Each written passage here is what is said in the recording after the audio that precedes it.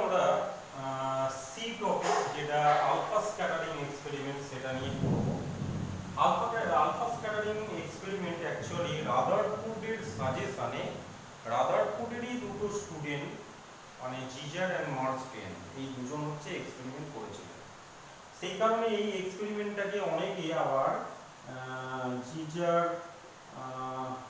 মার্সটেন এক্সপেরিমেন্টও বলে থাকেন।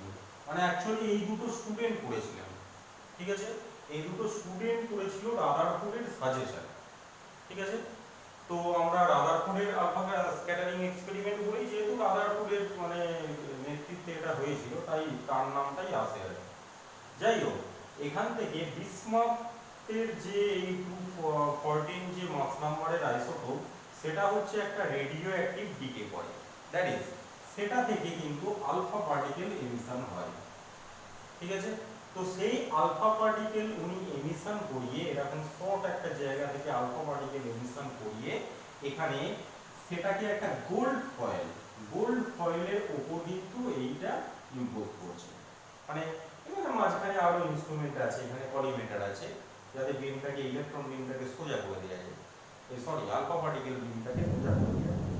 তো আলফা পার্টিকেল বিমটাকে এরকম সোজা করে এরকম একটা গোল্ড ফয়েল দিয়ে তিনি এইখানটায় একটা গোটা জায়গায় এরকম ভাবে তিনি একটা স্ক্রিন দিয়ে দিয়েছেন, মানে যেটা জিঙ্ক সালফাইডের হচ্ছে স্ক্রিন, ঠিক আছে? কেননা জিঙ্ক সালফাইডের উপর যদি স্ক্যাটারিং এর এই লাইটটা এই বিমটা পড়ে, এই বিমটাই কিন্তু এখানে ফ্লোরোসেন্স তৈরি করে। বা এখানে একটা মুভেবল ডিটেক্টর দিয়ে দিলেও বিভিন্ন জায়গার ইন্টেন্সিটি টেস্ট করা যায়, ঠিক আছে? তো আলফা পার্টিকেল এক্সপেরিমেন্টে মূলত ছিল যে এখানে বিসমাথ যেটা হচ্ছে আলফা পার্টিকেলের একটা সোর্স, নেক্সট হচ্ছে একটা গোল্ড ফয়েল। এই গোল্ড ফয়েল নেওয়ার কারণ হচ্ছে গোল্ড এমন একটা মেটাল যেটাকে মানে এক্সটেন্স করা যায়, মানে একদম পিটিয়ে একদম ফাইন করে দেওয়া যায়, একদম ফাইন পাতলা করে দেওয়া যায়, ঠিক আছে? সব থেকে ফাইন যেহেতু এখানে গোল্ড ফয়েলকে করা যায় তাই তিনি গোল্ড ফয়েলকে অ্যাকচুয়ালি এক্সপেরিমেন্টে মানে নিচ্ছেন আর, ঠিক আছে? মানে ঘটনা হচ্ছে ওনার উদ্দেশ্য এই আলফা পার্টিকেলকে একদম মানে পাতলা একটা গোল্ড ফয়েলকে কেন স্ক্যাটার করব, কারণ যাতে এই কয়েকটা এই যে ইনসিডেন্ট বিমটা যেন নিউক্লিয়াসকে গিয়ে হিট করতে পারে, মানে মিডল পোরশনে গিয়ে যেন হিট করতে পারে। মানে অ্যাকচুয়ালি ফাইন হলে অ্যাকচুয়ালি অবজারভেশনটা আমাদের প্রুভ হবে যে একটা অ্যাটমকে এখানে ডিফারেন্ট অ্যাটম নিয়ে তো কলিশনটা ডিফারেন্ট অ্যাটম নিয়ে তো কলিশনটা হবে, একটা এরকম অ্যাটমকে কলিশন করার টার্গেট করে তিনি গোল্ড ফয়েলকে যতটা পেরেছেন একদম পাতলা করে এই ফয়েলটা দিয়ে দিয়েছেন। আর গোল্ডের মতো আর কোনো মেটেরিয়াল নেই যাকে এত পাতলা করা যায়, ঠিক আছে? আচ্ছা, তো এরকম স্ক্যাটার করার পর উনি দেখছেন ডিফারেন্ট ডিরেকশনে এরকম কিন্তু বিম স্ক্যাটার করে যাচ্ছে, যেমন ডিফারেন্ট ডিরেকশনে স্ক্যাটার করছে। এই ডিফারেন্ট ডিরেকশনে যে স্ক্যাটার করছে বিম, ঠিক আছে? এই যে ডিফারেন্ট ডিরেকশনে ওই স্ক্যাটার করছে, এই স্ক্যাটারিং বিমের যে নাম্বার তার সঙ্গে তিনি ডিফ্লেকশন অ্যাঙ্গেল, ঠিক আছে? এটা হচ্ছে আমার ইনসিডেন্ট বিম ছিল, ইনসিডেন্ট বিমের সাথে এই যে অ্যাঙ্গেলটা, এই অ্যাঙ্গেলটা হচ্ছে স্ক্যাটারিং অ্যাঙ্গেল। এই স্ক্যাটারিং অ্যাঙ্গেলটা তিনি একটা গ্রাফিক্যাল প্লট করলেন, ঠিক আছে? That is scattering angle or deflecting angle, আর এটা হচ্ছে নাম্বার অফ পার্টিকেলস। তিনি এই গ্রাফটা প্লট করার পর দেখলেন এর গ্রাফিক্যাল নেচার হচ্ছে ঠিক এইরকম। তার মানে কি ডিফ্লেকশন হচ্ছে না, দ্যাট ইজ অ্যাঙ্গেল হচ্ছে সবচেয়ে কম, মানে ডিফ্লেকশন অ্যাঙ্গেলটা কম, এই পার্টিকেলের নাম্বারটাই সবথেকে হিউজ, ঠিক আছে? এই পার্টিকেলের নাম্বারটা সবথেকে হিউজ যাদের angle deflecting angle small, very very small. তারপর আস্তে আস্তে সেই নাম্বারটা ডিফ্লেক্টিং অ্যাঙ্গেল যত বাড়ছে নাম্বারটা কিন্তু কমতে যাচ্ছে। এই হচ্ছে ফার্স্ট ওনার অবজারভেশন। তাহলে ওনার অবজারভেশন গুলো যদি আমরা পয়েন্ট টু পয়েন্ট লিখি তাহলে দেখতে পাবো, number 1, most of alpha particle pass through the gold foil and gold foil undeflected, ঠিক আছে? বেশিরভাগ আলফা পার্টিকেল কিন্তু এই গোল্ড ফয়েলকে দিয়ে পুরো বেরিয়ে যাচ্ছে, মানে এমটি স্পেসের মতো আর কি। ঠিক আছে, গোল্ড ফয়েলকে এরকম স্ক্যাটার করে কিন্তু বেশিরভাগ মোস্ট আলফা পার্টিকেল বেরিয়ে যাচ্ছে। ঠিক আছে, মানে রিফ্লেক্ট করছে না, এই নাম্বারটাই আর কি সোজা কথা ম্যাক্সিমাম। এই নাম্বারটাই ম্যাক্সিমাম যেগুলো রিফ্লেক্ট করছে না বা একদম সামান্য অ্যাঙ্গেলে রিফ্লেক্ট করছে, এই নাম্বারটাই maximum. Next, some of alpha particle. এদের মধ্যে আবার কিছু আলফা পার্টিকেল আছে যারা স্মল অ্যাঙ্গেল একটা ডিফ্লেক্ট করছে। ঠিক আছে, তাহলে কিছু আলফা পার্টিকেল রয়েছে যারা একটা স্মল অ্যাঙ্গেল ডিফ্লেক্ট করছে। ঠিক আছে, এই নাম্বারটা সবচেয়ে ম্যাক্সিমাম, তারপরে এই নাম্বারটা, তারপর এই নাম্বারটা। ফিউ আলফা পার্টিকেল রিট্রেস দেয়ার পাথ, মানে এমন এমন আলফা পার্টিকেল আছে, মানে 1 in 8000, অ্যাকচুয়ালি ভ্যালুটা হচ্ছে এই কতগুলো আলফা পার্টিকেল রিট্রেস করে 1 in 8000। ঠিক আছে, 8000টা যদি আলফা পার্টিকেল 8000 যদি আলফা পার্টিকেল পাঠানো হয় তাহলে একটা হয়তো রিট্রেস করছে, তো যে পথে পাঠানো হচ্ছে সেই পথেই ব্যাক করছে। এই রকম আলফা পার্টিকেলের সংখ্যা কিন্তু ভেরি ভেরি লেস। ঠিক আছে, সেজন্য ফিউ টার্ম ইউজ হয়েছে এখানে, এখানে ইউজ হচ্ছে সাম, মানে এইটা সবথেকে বেশি, তারপরে এইটা, তারপরে এটা। ঠিক আছে, এই হচ্ছে ওনার অবজারভেশন। তো এই অবজারভেশন থেকে ওনার কনক্লুশন কি আসছে? অবজারভেশন থেকে কনক্লুশনে আসছে, ফার্স্ট হচ্ছে বেশিরভাগ আলফা পার্টিকেল আনডিফ্লেক্টেডলি বেরিয়ে যাচ্ছে। তাহলে কি মোস্ট অফ স্পেস এমটি, একটা অ্যাটমের মোস্ট অফ যে স্পেস সেটা কিন্তু এমটি থাকে, না হলে আমরা আনডিফ্লেক্টেডলি বেরিয়ে যাচ্ছে কি করে। আচ্ছা, নাম্বার 2, সাম আলফা পার্টিকেল কিন্তু ডিফ্লেক্ট করছে স্মল অ্যাঙ্গেল। তাহলে আমরা যদি এখানে এইরকম ভাবে এটাকে প্লট করি যে কিছু আলফা পার্টিকেল এরকম যে পথে যাচ্ছে সেই পথেই ব্যাক করছে। ঠিক আছে, কিছু আলফা পার্টিকেল যে পথে যাচ্ছে সে পথেই ব্যাক করছে। তারপর নেক্সট, এই যে আলফা পার্টিকেলটা যে পথে যাচ্ছে এরকম ভাবে স্ক্যাটার করে যাচ্ছে। তারপরের আলফা পার্টিকেল গুলো কিছু এরকম স্মল অ্যাঙ্গেল ডেভিয়েট করছে। মাঝখানে যদি আমরা এটাকে আঁকতাম এরকম, মানে স্মল অ্যাঙ্গেল ডেভিয়েট করছে এরকম, আর তারপরের গুলো এরকম সোজা বেরিয়ে যাচ্ছে, তারপরের গুলো কোনো ইনফ্লুয়েন্স নেই। ঠিক আছে, তাহলে ব্যাপারটা কি হচ্ছে, মোস্ট অফ আলফা পার্টিকেল দেখেই এই আলফা পার্টিকেলের নাম্বারটা সব থেকে বেশি। ঠিক আছে, রিট্রেস করছে এটা একদম 8000 এ 1, আর এইরকম অ্যাঙ্গেল 90 ডিগ্রি থেকে বেশি অ্যাঙ্গেল ডেভিয়েট করছে সেই নাম্বারটাও ভেরি ভেরি স্মল। ঠিক আছে, এই হচ্ছে আমার স্ক্যাটারিং এর রেজাল্ট। আচ্ছা, তাহলে মোস্ট অফ স্পেস হচ্ছে এমটি, ফার্স্ট মানে যে অবজারভেশন তার থেকে conclusion. Second, some of alpha particle were deflected through small angle. ঠিক আছে, সাম অফ আলফা পার্টিকেল হচ্ছে ডিফ্লেক্ট করছে স্মল অ্যাঙ্গেল, স্মল অ্যাঙ্গেলে ডিফ্লেক্ট করছে এরকম আলফা পার্টিকেল কিন্তু খুব সামান্য। আচ্ছা, এবার উনি মনে করছেন যে এই ডিফ্লেকশনের কজটা কি হতে পারে। তাহলে এবার ওনার কনসেপ্ট আসছে যে তার মানে এখানে যে পজিটিভ চার্জটা সেটা কোনো একটা পার্টিকুলার রিজিয়নে কিন্তু মানে কনসেন্ট্রেট হয়ে আছে, মানে কোনো একটা অ্যাটমের মধ্যে যেটা পজিটিভ চার্জ সেটা কিন্তু কোনো একটা পার্টিকুলার জায়গায় কনসেন্ট্রেট আছে। ঠিক আছে, আর এই পার্টিকুলার জায়গায় ও কনসেন্ট্রেটেড আছে বলে কিছু আলফা পার্টিকেল অ্যাকচুয়ালি কি, আলফা পার্টিকেল মানে তো হিলিয়াম আয়ন, পজিটিভ আয়ন। ঠিক আছে, যার যার চার্জ হচ্ছে 2e, ইলেকট্রনিক চার্জের ডবল। ঠিক আছে, তো এই পজিটিভ চার্জটা থাকার জন্য এই আলফা পার্টিকেল গুলো এরকম ডিফ্লেকশন হচ্ছে। ঠিক আছে, তাহলে ওনার অ্যাজাম্পশন যে এই অ্যাটমের মোস্ট অফ স্পেস ব্ল্যাঙ্ক, কেন সোজা বেরিয়ে যাচ্ছে, এই অ্যাটমের মধ্যেই কোথাও একটা পজিটিভ চার্জের এরকম সেন্টার রয়েছে যেখানে পুরো পজিটিভ চার্জটা অ্যাটমের কনসেন্ট্রেট থাকে, আর এই পজিটিভ চার্জের সেন্টারটার জন্যই এই পজিটিভ আলফা পার্টিকেলও পজিটিভ, যে কারণে রিপালশনের জন্য এই স্মল অ্যাঙ্গেল রেডিয়েশন হচ্ছে এইগুলো। ঠিক আছে, আলফা পার্টিকেলগুলো স্মল অ্যাঙ্গেল ডেভিয়েশন হওয়ার কজ হচ্ছে এই পজিটিভ চার্জের সেন্টারটার কাছাকাছি যে আসছে সে করছে এরা। ঠিক আছে, তার মানে উনি অ্যাকচুয়ালি অ্যাজিউম করছেন এই সেকেন্ড অবজারভেশনটার জন্য there is a huge centre of positive charge in the centre of an atom. ঠিক আছে, এই যে পজিটিভ চার্জের huge centre of positive charge, এটারই পরে উনি নাম দেন নিউক্লিয়াস।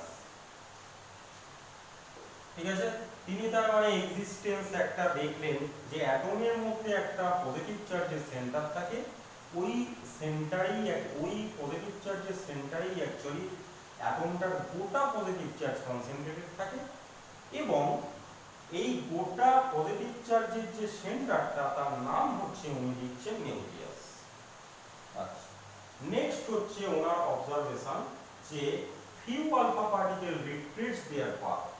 কিছু আলফা পার্টিকেল আছে যারা এরকম যে পথে যাচ্ছে সেই পথেই রিট্রেস করছে, দ্যাট ইজ এদের অ্যাঙ্গেল অফ ডেভিয়েশন কিন্তু পুরো 180 ডিগ্রি হচ্ছে। ঠিক আছে, এই আলফা পার্টিকেলগুলোর 180 ডিগ্রি ডেভিয়েশনের কজ কি? তার কারণ এই পজিটিভ চার্জের সেন্টারের মধ্যে একটা হিউজ মাসও কনসেন্ট্রেটেড আছে। ঠিক আছে, বা এই হিউজ মাসের যে পজিটিভ চার্জের সেন্টারটা, এইটা যখন আলফা পার্টিকেল ওর দিকে আসছে তখন পজিটিভ পজিটিভ কি হচ্ছে? রিপালশন হচ্ছে। এই পজিটিভ পজিটিভ রিপালশনের জন্য অ্যাকচুয়ালি ও এই পাথের একটা কাছাকাছি জায়গায় এসেও কিন্তু ব্যাক করে চলে যাচ্ছে। ঠিক আছে, এই পাথের যে এই কাছাকাছি সব থেকে কাছে যতটা ডিস্টেন্স এই নিউক্লিয়াস থেকে যতটা কাছাকাছি ম্যাক্সিমাম যে ডিস্টেন্সটা ও আসতে পারে, এই ডিস্টেন্সটার নাম অ্যাকচুয়ালি আমাদের ডিস্টেন্স অফ ক্লোজেস্ট অ্যাপ্রোচ। ঠিক আছে, এই যে পথে যাচ্ছে সেই পথে রিপ্লেস করছে কেন?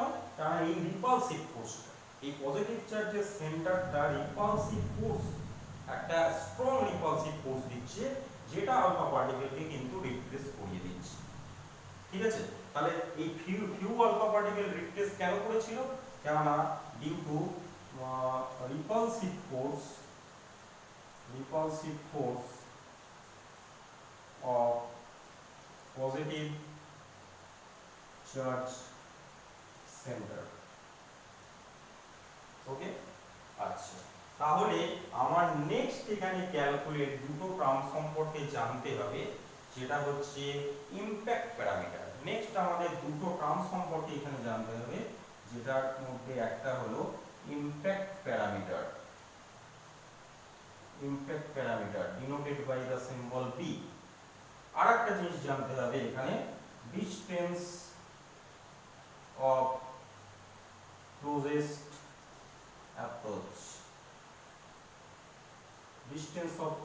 Approach, D.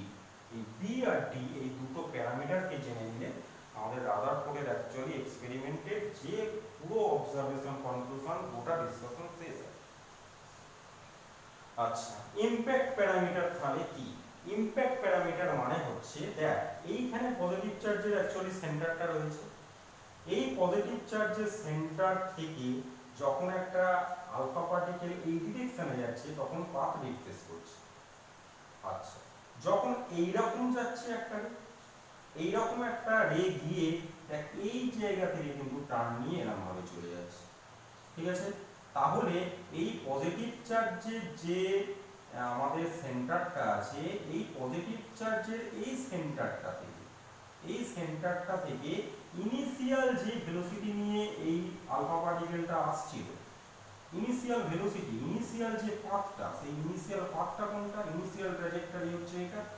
এই ইনিশিয়াল ট্র্যাজেক্টরির উপর এই পজিটিভ চার্জের সেন্টার থেকে যদি একটা পারপেন্ডিকুলার ডিসটেন্স ড্র করি, ঠিক আছে, মানে এই পজিটিভ চার্জের সেন্টার থেকে এই ইনিশিয়াল যে ভেলোসিটি ভেক্টর অর ইনিশিয়াল যে ওর ট্র্যাজেক্টরি ছিল কোনো একটা আলফা পার্টিকেলে, তার উপর যদি আমি প্রজেকশন দিই, মানে সোজা কথা পারপেন্ডিকুলার ড্রপ করি, তাহলে এই ডিসটেন্সটার অ্যাকচুয়ালি নাম ইম্প্যাক্ট প্যারামিটার।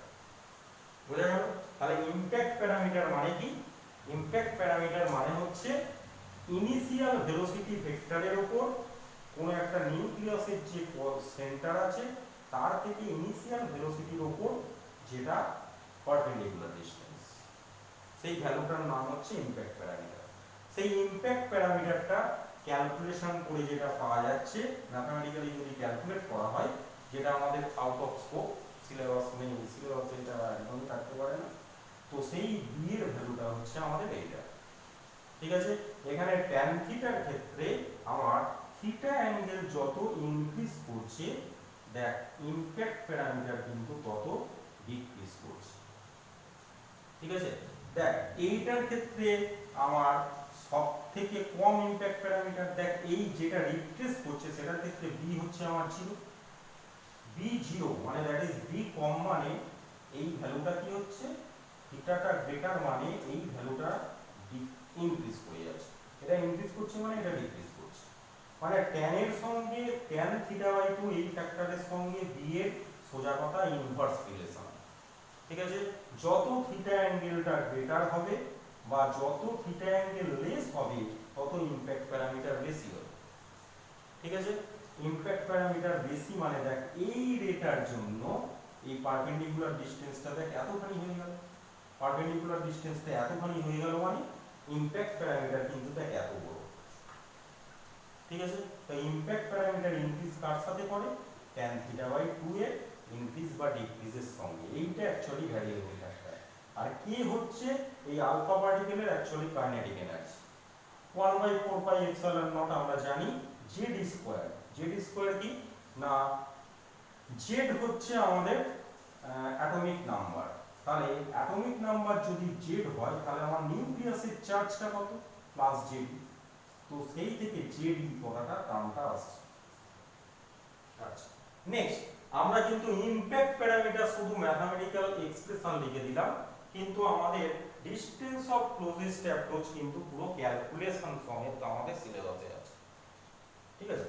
তো ডিসটেন্স অফ ক্লোজেস্ট অ্যাপ্রোচ মানে কি হচ্ছে ব্যাপারটা না, এইখানে প্লাস জেডির একটা চার্জ আছে, দ্যাট ইজ নিউক্লিয়াস।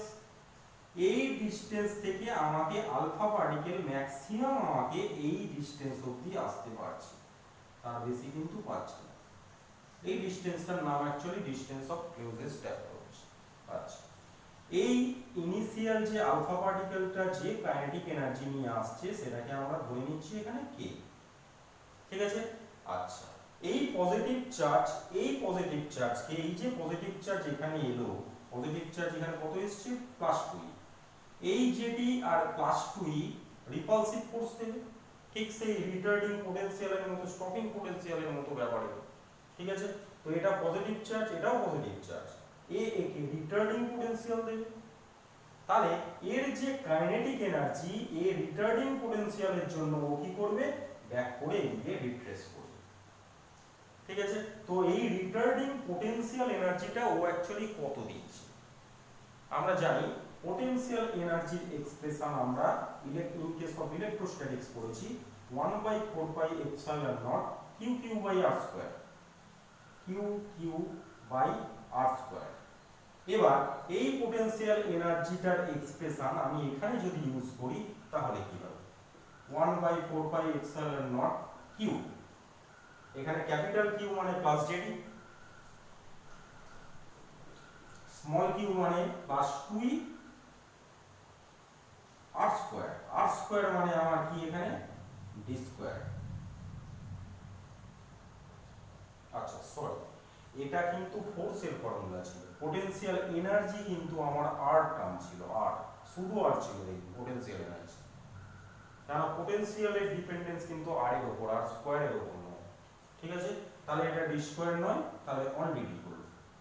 তাহলে এই পোটেনশিয়াল এনার্জির এক্সপ্রেশনটা এখানে কাজে লাগালাম, এই পোটেনশিয়াল এনার্জিটা কাইনেটিক এনার্জির সাথে ইকুয়াল, দ্যাট ইজ এটা ইকুয়াল টু এটা করলে আমার ডিসটেন্স অফ ক্লোজেস্ট অ্যাপ্রোচ এখানে বেরিয়ে যাবে, that is distance of closest approach আমার কি হবে?